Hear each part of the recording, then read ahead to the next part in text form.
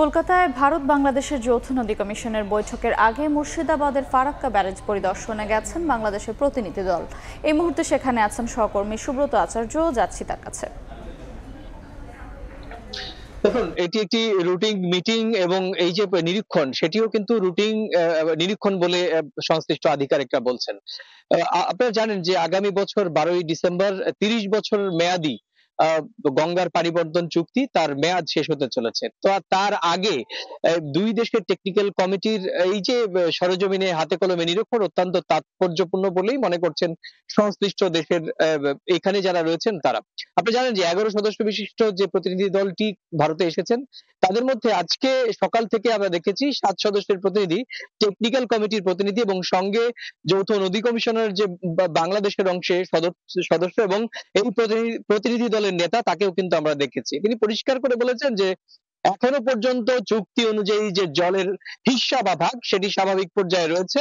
তবে যেহেতু এখন মূল নদীর প্রবাহই কম এবং সে কারণে চুক্তি অনুযায়ী দুই দেশের যে জল পাওয়ার কথা ছিল সেই জলটি কিন্তু প্রবাহমানতার কম।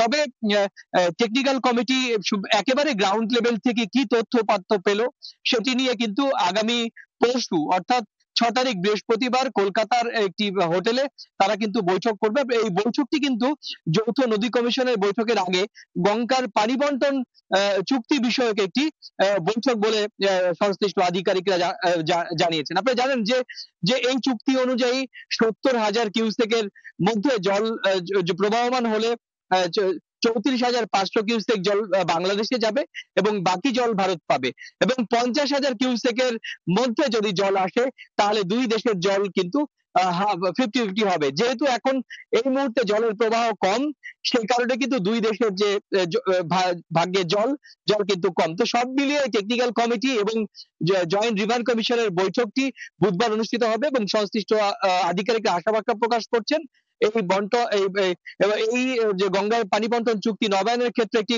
একটি যৌথ কমিটি প্রস্তাবনা দেবে এবং এই কমিটি কিন্তু যৌথভাবে ভারত বাংলাদেশের পক্ষ থেকে গঠন করা হবে। তো এই ছিল আমার কাছে পশ্চিমবঙ্গের ফারাক্কার ব্যারেজের সামনে থেকে এই সংক্রান্ত আমার কাছে থাকা সবশেষ তথ্য। সরাসরি যুক্ত ছিল মুর্শিদাবাদের ফারাক্কা ব্যারেজের সামনে থেকে।